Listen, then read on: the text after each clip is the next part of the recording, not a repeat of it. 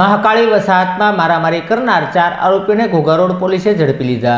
મહાકાળી વસાહતમાં રહેતા વિજયભાઈ કિશોરભાઈ વાજાના ઘરે તેમના બનેવી નરેશભાઈ ગયા હતા। તે સમયે સાગરભાઈને નરેશભાઈ ઉપર વહેમ હોય અને તેઓ બાતમી આપતા હોવાના અનુસંધાને તેમની ઉપર હુમલો કરવામાં આવ્યો હતો। આ હુમલામાં સાગરભાઈ ચૌહાણ, સુનિલભાઈ ચૌહાણ, ભદો ઉર્ફે ભટ્ટી, અજયભાઈ ચૌહાણ, સાગરભાઈના પત્ની રઘુબેન અને ઉષાબેન હસમુખભાઈ રાઠોડ હોવાની લઈને પોલીસ ફરિયાદ નોંધાવવામાં આવી હતી। જે ફરિયાદના આધારે પોલીસે સાગરભાઈ ચૌહાણ, સુનિલભાઈ ચૌહાણ, ભદો ઉર્ફે ભદ્દી અને અજયભાઈ ચૌહાણને ઝડપી લઈ ધોરણસરની કાર્યવાહી હાથ ધરી। જ્યારે નાસી છૂટેલા સાગરભાઈના પત્ની રસુબેન અને ઉષાબેન હસમુખભાઈ રાઠોડને ઝડપી લેવા ચક્રો ગતિમાન કર્યા હતા।